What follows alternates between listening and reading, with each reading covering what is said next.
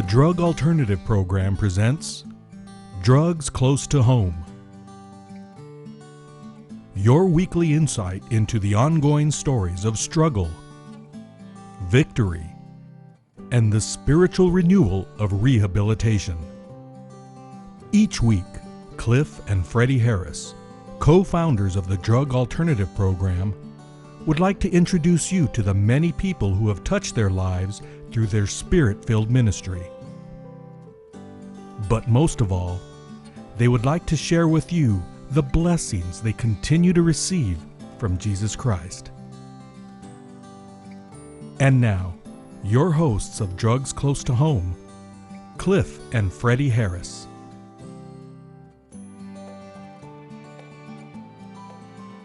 Welcome to Drugs Close to Home, a program about the destruction that drugs causes our families.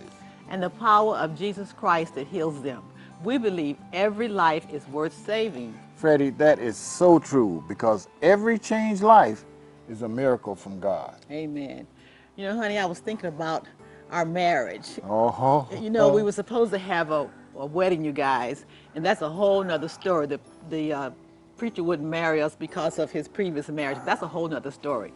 But we went to Oklahoma City for my nephew's wedding, and while we were there, my sister-in-law said, "You guys are getting married." We said, "Getting married?" So she took us to get our blood test, and then one of our classmates was the judge. We went to the his court, to his office, his chambers, and he married us. And we got married in T-shirts and jeans. Right. And then we had our little honeymoon, Yes. and it was wonderful. Yes, wasn't it wonderful? Yes. I love it. Think about all the good times we had. Right. Yes. So listen, we have a special guest today, Tracy Lee Wise. We have the same middle name, Yes. Tracy Lee Wise. Sometimes I call him Dr. Chase or Tracy Wise. Right. Yeah.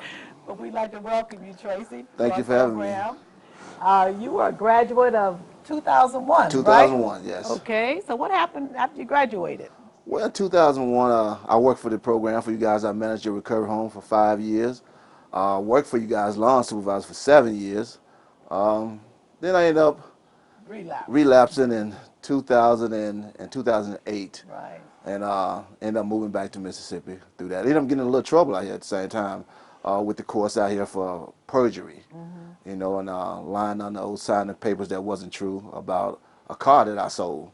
And I ended up having to do some little time for that. But like I said, I left here in 2008 after that and running from probation. Ended up moving back home to Mississippi to my mom. But wait a minute, Tracy, Freddie. I saw him one day walking down the street. He didn't see me. And I knew he was using again. And you know what I came to that conclusion? He had his hat on backwards. He had his hat on backwards. And I knew, I said, he's gone back to his old ways, back to the old Tracy. Back to what's comfortable. Yes, yes. So while you were there, what happened? What encouraged you, or how did you come to the conclusion to come back here? What was that decision all about? Well, you know, once you're in that lifestyle, once you go back, it gets even harder, you know what I'm saying? And while being back in Mississippi, I still was still doing drugs and ended up getting more in debt with people even with the people I owed when I left the first time. Nothing ever changed. And once I was there, I accumulated a lot of debt. But two things that happened that were dramatic to me was death of my two brothers, and I had one brother that died of cancer and one that died of a massive heart attack, which he was an alcoholic himself. And I ended up finding him while he was passed out on the ground. And at that time, he was already dead, and I just didn't know it. But at the same time, I thought that would change me. But through the whole process of it, all the way up till I came back, I just drank and smoked and did drugs. And a lot of times I was hoping that I would die. You know what I'm saying? I wanted to just die because at that point, he was the only one that would accept me into his home and do for me, even though I was out in the streets. He understood me. And once he was gone, I said, man, that's my brother, my best friend, and he's gone. What do I have left? You know what I'm saying? And so I just immersed myself in more drugs, more alcohol. So your brother died, the second brother Right. died? One of my brother, Lewis, that's my father's son, and my brother James is my mother's son. And that's what I'm talking about now. And I just immersed myself more in drugs, you know, and more in alcohol. I went back to the first love I ever had. You know, that was the first thing I ever had was alcohol. And You know? and that's what makes you feel It comfortable. makes me feel comfortable, you know what I'm saying? Yep. You know, I'm already an outburst person, so that just, you know, it just made me. How was your relationship with your mom and your kids when you went back? Well, at that time with my kids, it wasn't no relationship, you know what I'm saying, with my son. With my daughter, I ended up moving in with my daughter at one point, and I ended up messing up that What relationship. messed up? What happened there? One night getting high on drugs, and went out, you know what I'm saying. I said, well, I'll just sell a little bit of this clothing here, and when I sold one clothing, I ended up selling some more and some more and some more until all their clothes was gone. Who was this? The kids' My clothing? grandkids' clothes, you know what I'm saying, and I sold all their clothes. I'm talking about not just one, I'm talking about everything they had, and I left without her even knowing, This was your daughter's and this was my children. daughter, you know, my firstborn. And I tell her she's in my heart, you know, because I love her, but at that time I didn't, you know. I thought I did. I didn't even love my grandkids because if I did, I wouldn't have done that, Yes. you know. So you went back to the streets after you Went left right her? back to the streets, you know what I'm saying. And matter of fact, I was never off the streets because where she lived, a lot of people knew me there, and I was just right back in the same cycle. So I never really left the streets, you know. So what happened to help for you to come to a conclusion that you needed to get some help? Well, one day I was in the crack house, and I was laying on the couch, and one of the guys I owed money to came in the house and said, looked at me and said, "Now when you gonna pay me my money?" You know, and I laughed because, like I said, I wanted to die. I didn't care, you know. I don't fear man, you know. And he said, "Okay, you know, you gonna pay my money." He walked out of the house and he left, and I know it wasn't nothing but the Holy Spirit said, "You need to get up and get out of here today, or you will die."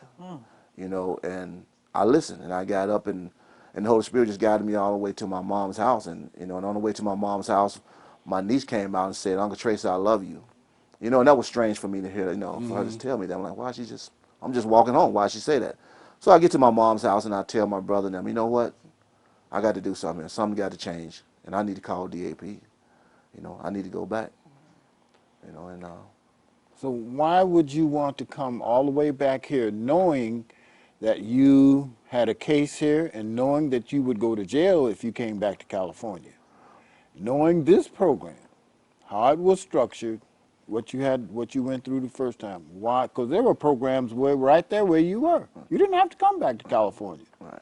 Well, yeah, it's most definitely programs where I were. And but coming back to DAP, I knew I had family. I knew I had the discipline of you and Mrs. Harris, a mother and a father, and I knew I needed that. And I knew once I got back, even though I knew the course and I had to go to jail and all that, once I knew I stepped foot in the doors, I can have some peace. I can sleep. I can feel safe. I can feel comfort. I can feel Christ again. I can get that relationship with God, you know, and I knew that. All I just need to do is just make that first phone call, Yeah. you know. But pride kept me for all those years from doing that, you know. But when I finally made that call, that was a blessing. You know, I want to say this to the audience a little bit. Tracy called me.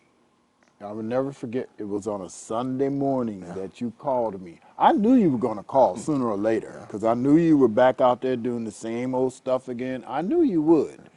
And he did call me, and what did you say on the phone? I said, Mr. Harris, I said, I need to come home. Come home. Come home. Didn't ask, can I come and would you accept me in the program? I need to come Come home. home. I knew you would accept me. All I got to do is Yes. just say, I'm coming home. I need to come home. And I asked him, I says, well, Tracy, how you going to get here? What did you say then? I said, just give me a one day. I'll come up with the money. Just trust me. I'll get the money. And I knew that. And I knew you would do something wrong to get the money. Because you didn't have a job. You was out there going to scheme or do something to get yourself in trouble in Mississippi or get busted or whatever. And I said, no, Tracy, I will go down and get you a ticket. You just pack your lunch, and I will get you a ticket to come. It'll be at the station for you. And that's what he did, Freddie. Yeah, I got on the bus, and a church member took me to the bus station. I got on the bus, and that was a long ride, you know, and people offered me drugs and to drink at different stops, and I was like, no, I'm going to a program. You know, even though I wanted to, but I said, no, you got if you do it now, you'll forever keep doing it. In other words, making the decision now that I will follow through, not even waiting to get to the program. Right. I need to start making that decision right now. There's no waiting. So how did you feel when you came back? When I came back, a little nervous. You know, I was nervous because I had, like I said, I hadn't been here in a while, and you know, I want to know how Mr. Harris is going to deal with me. You know, like, hey, I know I'm going to have a talk with him sooner or later. You know, and I was anticipating that conversation, but it was a blessing. Still, it was a blessing. And how did the church members and the people treat you? You know, they treated me with open arms. You know, everyone I seen gave me a hug, told me they loved me, they were glad to see me back, and they're praying for me, you know, and it couldn't have been any better. And I was like, wow, you know, the things we think that's going to happen don't happen. You know, all we got to do is trust God. Now, how many months did you have to go before you graduated the second time? Woo, I went 20 to 21 months, I think it was. 20, 21 months, So right. I always put them, if they come back a second time, brother, you're going to go way past the time again. But you know what? It was a blessing because Yes. I needed that. I really needed that time because we can do a hurry up thing, but I needed that time. So after you graduated, what happened? Well, after I graduated, I ended up. Well, before we go there, there's one part I want to bring out that's very important. And I'll never forget this as long as I live and got my right mind up here. Tracy would come to me, Mr. Harris, we need to go to court. I need to take care of that. Okay, we're going to go.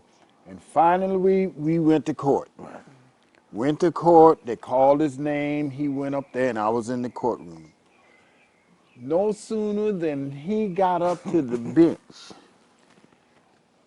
I was sitting there watching, and I saw the guard walking up to him. They had already made their decision. They're going to arrest him right there. And they arrested him right there. And Tracy turned around and he looked at me like a little child. I'll never forget that look. He looked at me, Freddie, in a sense of, Mr. Harris, can you help me? Help me. It was like a little child that was saying, come and get me or do something. But in that process, when he went to jail, they kept him there for 30 days. And after those 30 days, what happened? I was real ready to get out of there. Yes. I know that. But, you know, it changed a lot. You know, even though I had to pay a lot of fines and everything, do the 3-year probation, but God blessed me through all that, you know, and I ended up, once I complete the program, you know what I'm saying, started working for you guys, and I still had obstacles coming up dealing with the court system, but God still was working everything out. As time things come up, he was working it out, you know. So now you're back at church, Back you at church. graduated the program, you're working here at DAP, and guess what, Freddie? He has met a young lady, okay? Okay, well, our time is running out. That's We're all gonna- right, but we're going to come back, you guys, and we're going to meet the young lady that he says he's in love. Do you think he's in love with her, I know, Freddie? he's got a pep in his step. Got a pep in his step. I can tell he's even talking. His demeanor is just up when I walk up to the job. Hi, Mr. Harris. He just as happy and everything. So we'll be right back, and we're gonna meet the young lady. Yes. 12 to 18 months. That scared me because I just kind of wanted to get better and move on with my life. All the programs I'd been to were, you know, from a week to 60 days or 90 days, but 12 months to 18 months was just outrageously long, and that scared me. But when I got here, my impression was, you know, I wouldn't have come unless I finally decided that it didn't matter anymore. The time was of no consequence to me. I screwed everything up so bad. I just wanted above anything else to get better. You have to get serious with yourself, and that's what I'm doing. I have decided to make that difference in my life. That means no matter how long it takes, even if it's more than 18 months, then that's what I'm gonna do, because it has brought structure in my life to do the things that I need to do to make sure, you know, when I get back out there, you know, I always want DAP in my life too, no matter where I go, because I like the fact that the way they help us, it's pure love. It did shock me the long amount of time that it was going to take, but I see it as a positive because they're not trying to just change you for a short amount of time. They're trying to change you inward, spiritually. It's most definitely a program. You got to give it a chance, you know what I'm saying? And once you give it a chance and see what it's about, because it's no doubt that you won't fall in love with what's going on here at DAP.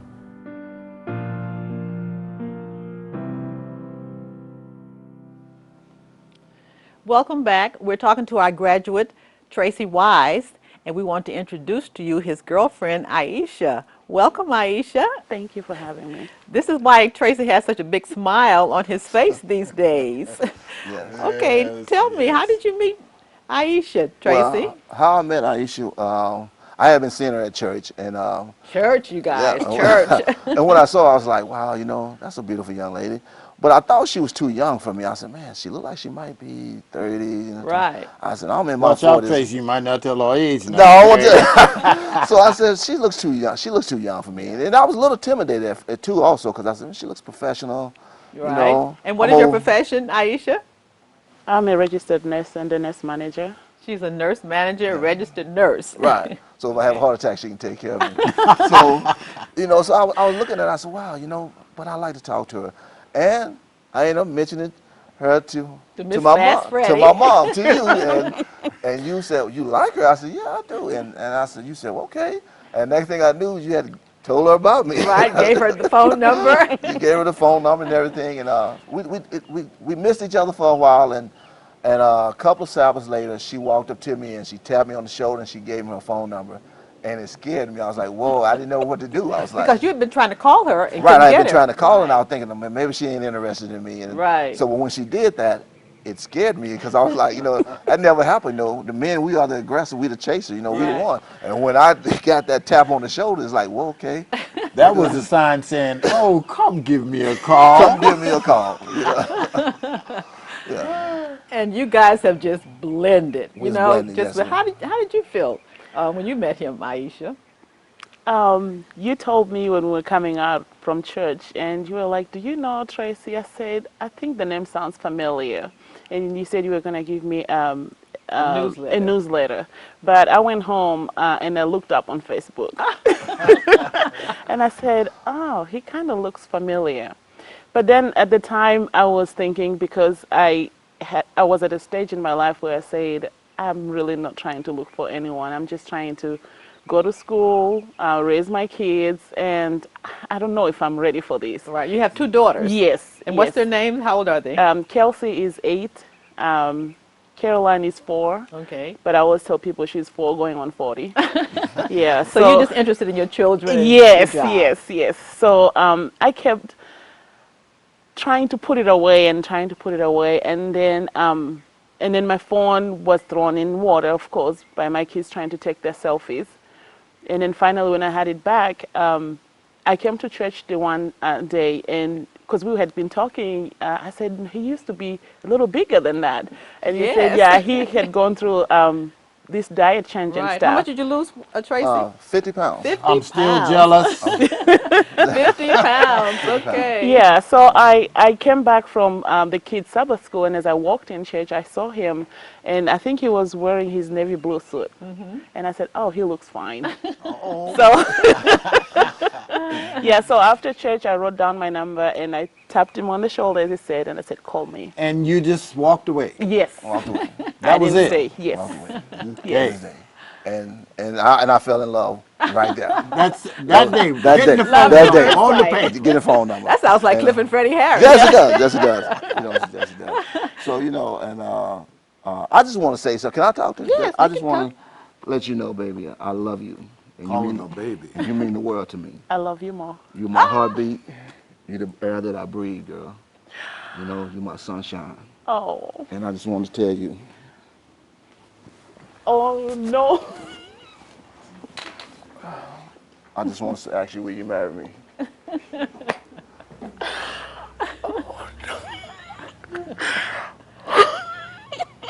Yes.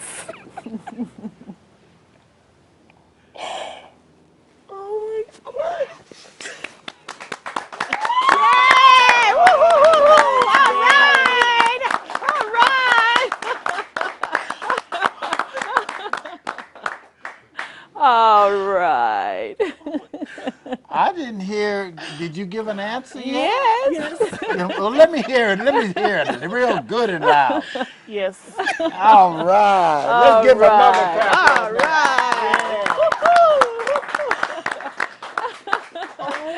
Now you see why we have an audience out there.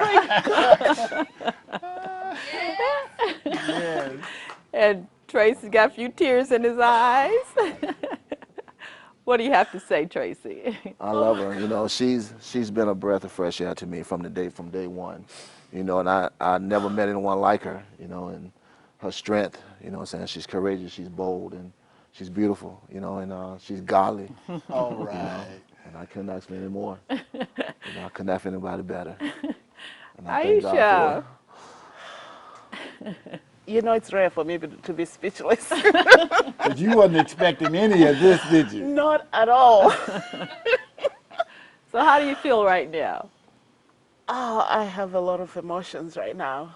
And I'm trying not to cry. It's okay. Well, you know, our programs are for real. You know, we be real here. Yes. I just want to say I love you too. And he knows I always tell him I love him more. Every time he says I love you, I try to one-up him all the time. And I've told him you can't win. So you just have to let me be. And I love you more. And I always love you. And as I told you, I think God saw it fit at a time when I wasn't even looking or thinking, if I could borrow Mrs. Harris' words, that God makes you sure that you are in his hands, that you're doing his will, that you're focusing more on him. That's the time that he gets you somebody that's right for you. And I couldn't have had a better man than you, babe. I love you. All right. Right. You know, Tracy, Mrs. Harris, what's Mrs. Harris's instruction to you? After you graduate, you need to wait. Wait. You have to, and Tracy, you waited almost 2 years. Yeah, She's all yeah. filled almost 2 Well, it's years. been two. Yeah, Yeah, 2 years. Yeah, 2 years. I yeah. say because you need to get established, you know, so you're working for DAP, you're getting your credit together, you're Yes. getting saving money. Yes. And the Lord has, you know, when I saw Aisha, I said, you know Yeah. what? She's the one. She's Yeah. the one. Well, you know, you're a matchmaker anyway, Freddie. You're always putting people together. And she's an awesome one. Yes. I love you. But I love you too, and I'm so glad to have you as our daughter. How many daughters do we have now? Several. Let me see. We gathered, let me see, I think 1, 2, You can't count them. We have all kinds of oh, daughters. they're all over the place. And guess what? Bruce is about ready to That's get married. right. He's Bruce is coming going up. to be getting Yes. married in April, so we're going to bring him and his bride on. All Yeah, right. she's coming all the way from, where is that, Hong Bruce? Kong. Hong Kong. Hong Kong, right. Okay. So that All they're getting right. married April 19th, so we're looking forward to that. Yeah. But Tracy and Aisha, you know, we're just so happy because we want everyone to be happy like us, right? That's right. Want you to enjoy life like I have. And to have a godly man and a godly woman, you know, someone that you can go to church together, you believe the same. Because I tell these guys, you know, you need a Christian woman, you know, someone that's going to enhance your relationship you already have with God. Right. And you guys are right on. Right on. It's a blessing. Yes, it is. When I just see you when you come to work, man, I can tell the joy in you. I can tell the difference that is a difference altogether about you. Right.